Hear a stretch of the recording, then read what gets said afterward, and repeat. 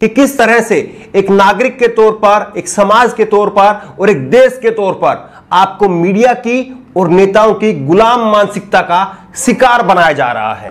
तमिलनाडु के कोयंबटूर शहर में 2 मंदिरों के बाहर किसी ने मांस रख दिया और जैसे ही ये खबर शहर में फैली, पूरे शहर में हंगामा मच गया। और जिस तरह से मीडिया के द्वारा और नेताओं के द्वारा हमें गुलाम मानसिकता का शिकार बनाया गया है, तो ऐसे में हम ये मान करके चलते हैं कि किसी मंदिर के बाहर अगर किसी ने मांस रखा है तो वो निश्चित तौर पर मुसलमान होगा, और अगर किसी ने मस्जिद के बाहर ऐसा किया है तो वो निश्चित तौर पर हिंदू होगा, ऐसा हम मान करके चलते हैं। लेकिन जैसे ही ये खबर पूरे शहर में फैली, तमिलनाडु बीजेपी के जनरल सेक्रेटरी श्रीनिवासन वहां पर पहुंच गए और उन्होंने इस पर हंगामा शुरू कर दिया, राजनीति इस पर शुरू हो गई। इसके बाद में पूरे शहर के सीसीटीवी कैमरे खंगालने लगे और सीसीटीवी कैमरों को जब खंगाला गया तब उसके बाद में जो सच्चाई सामने आई, उसको सच्चाई को जान करके लोगों के पैरों के नीचे की जमीन खिसक गई। किस तरह से सीसीटीवी कैमरे के द्वारा इस पूरे मामले का पर्दाफाश हुआ, वो आपके लिए जानना समझना बेहद जरूरी है। और इस वीडियो को आज उस अंधभक्त व्यक्ति तक जरूर शेयर कीजिए जिसको आप मानते हैं कि ये व्यक्ति अंधभक्त बन चुका है, एक धर्म विशेष के खिलाफ नफरत अपने दिल में पाले रखता है। उस व्यक्ति तक इस वीडियो को जरूर शेयर कीजिए ताकि उसको पता चले कि उसको किस प्रकार की गुलाम मानसिकता का शिकार बनाया गया है।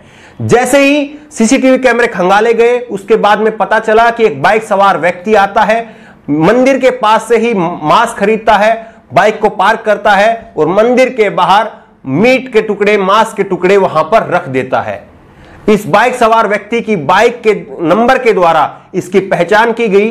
तब पता चला कि इसका नाम हरिराम प्रकाश अय्यर है। एफआईआर में इसका नाम यही है, हरिराम प्रकाश अय्यर। अय्यर तमिलनाडु में ऊंची जाति के लोग होते हैं जिनका काम होता है पूजा पाठ कराना। और जैसे ही ये खबर पूरे शहर में फैली कि मंदिर के बाहर मांस रखने वाला व्यक्ति हरिराम प्रकाश अय्यर है, पूरे शहर में एक शांति छा गई। ना बीजेपी को न्याय चाहिए, ना आरएसएस को न्याय चाहिए और ना ही आम जनता को न्याय चाहिए। अब आप सोचिए कि किस तरह से गुलाम मानसिकता का शिकार हमको बनाया गया है, कि किस तरह से मंदिर के बाहर एक व्यक्ति मांस रखता है, लेकिन वो व्यक्ति अगर हिंदू है तो हम हंगामा नहीं करेंगे, हम कोई न्याय की मांग नहीं करेंगे। लेकिन अगर वही व्यक्ति, सोचिए कि वही व्यक्ति अगर मुसलमान होता, उसका नाम खान होता, कुरैशी होता, कोई मुसलमान अगर वो व्यक्ति होता, तो सोचिए फिर उस पर क्या हंगामा अब तक हो रहा होता। ये व्यक्ति हरिराम प्रकाश अय्यर 48 साल का बताया जा रहा है और ये कोई अनपढ़ व्यक्ति नहीं है, बल्कि ग्रेजुएट है, इंजीनियर है। इस व्यक्ति को बताया जा रहा है कि ये मेंटली अपसेट है।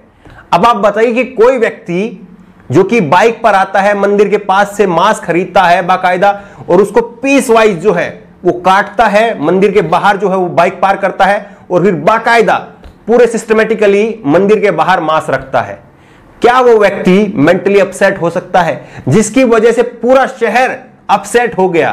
क्या आप उसको मेंटली अपसेट कह सकते हैं? और चलिए मान लिया कि वो व्यक्ति मेंटली अपसेट था, लेकिन क्या कोई मुस्लिम मेंटली अपसेट होकर भी इस तरह का कार्य कर देता तो क्या उसको भी मामले को इसी तरह से शांत कर दिया जाता? बड़ा सवाल यही है और इसीलिए मैंने कहा कि इस वीडियो को अंत तक जरूर देखिए ताकि अपने आप को आप ये जगा सकें कि आपको कितनी गुलाम मानसिकता का शिकार बना दिया गया है। एक धर्म विशेष के खिलाफ आपके मन के अंदर कितनी नफरत पैदा कर दी गई है। सोचिए कि अगर ये व्यक्ति मुस्लिम होता तो कोयंबटूर से ये मामला दिल्ली पहुंच जाता और दिल्ली से ये मामला नोएडा के स्टूडियो में पहुंच जाता, जहां पर अंजना ओम कश्यप इस मामले पर हल्ला बोल कर रही होती, जहां पर रूबिका लियाकत इस मामले पर सीधा सवाल करती, अमीश देवगन आर पार की बहस करता, सुधीर चौधरी इस पर डीएनए टेस्ट करता और अर्नब गोस्वामी इस पर पूछता है भारत की बहस करता। किस तरह से ये पूरा मामला जो है वो एक शहर से निकल के पूरे देश का मामला बन जाता और किस तरह से फिर खोजबीन की जाती, तरह तरह की चीजें निकाली जाती और फिर इसी तरह की चीजें ना जाने फिर कितने शहरों में होती और फिर कितना बड़ा हंगामा होता। इसी मानसिकता को पहचानना आपको जरूरी है कि किस तरह से एक मामले को इतना बड़ा बना दिया जाता है। अगर यही मामला होता जहां पर मंदिर भी है, मांस भी है और मुसलमान भी है। तो चाहे देश में परमाणु बम भी गिरा होता तो मीडिया उसको नहीं दिखाती। इस पर बहस होती कि मंदिर के बाहर मुसलमान ने मांस क्यों रखा, इस पर बहस होती।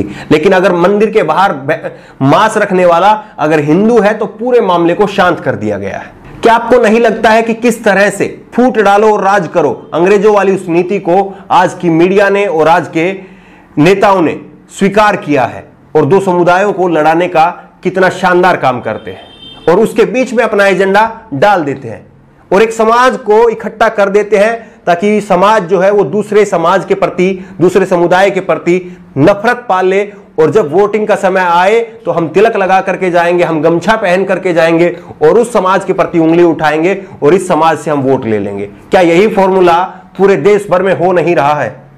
क्या इसी फॉर्मूले के तहत शमशान कब्रिस्तान के नाम पर नारे नहीं दिए जाते हैं? क्या इसी फॉर्मूले के तहत यह पूछा नहीं जाता है कि रमजान में बिजली आती है तो ईद पर बिजली, दिवाली पर बिजली आती है कि नहीं आती है?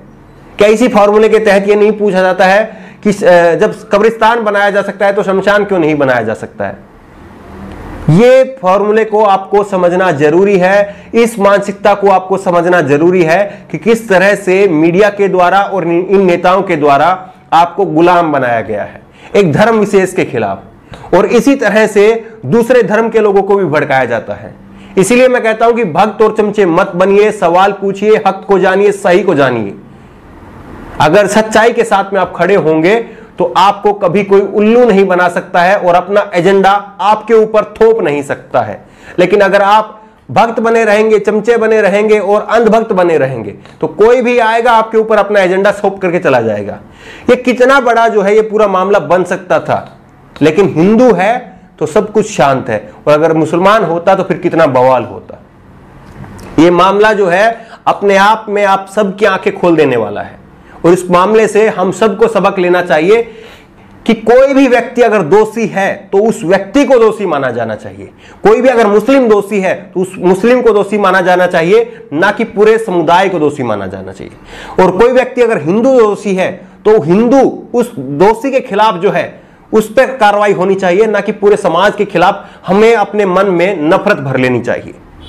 इस तरह का संदेश जो है, इस तरह का सबक जो है वो हमें कोयंबटूर के शहर की इस घटना से देखने को मिलता है, और यही सबक जो है वो हर किसी के जहन तक पहुंचना बेहद जरूरी है। इसलिए मैंने कहा कि इस वीडियो को आप अंत तक जरूर देखिए और शेयर करिए। आपको लगता है कि ये घटना वास्तविक तौर पर ये सच्चाई को जो है वो सामने लेकर आ रही है, जो सच्चाई आज के दिन में दिख रही है, और जिस तरह से इस पूरी घटना ने अपने आप में बेनकाब कर दिया है गोदी मीडिया को भी, और जो नेता इस प्रकार के कारनामे करके अपनी रोटियां उस पर सेकते हैं उनको अगर बेनकाब कर दिया है, तो इस वीडियो को आप ज्यादा से ज्यादा शेयर करिए और इस वीडियो पर आप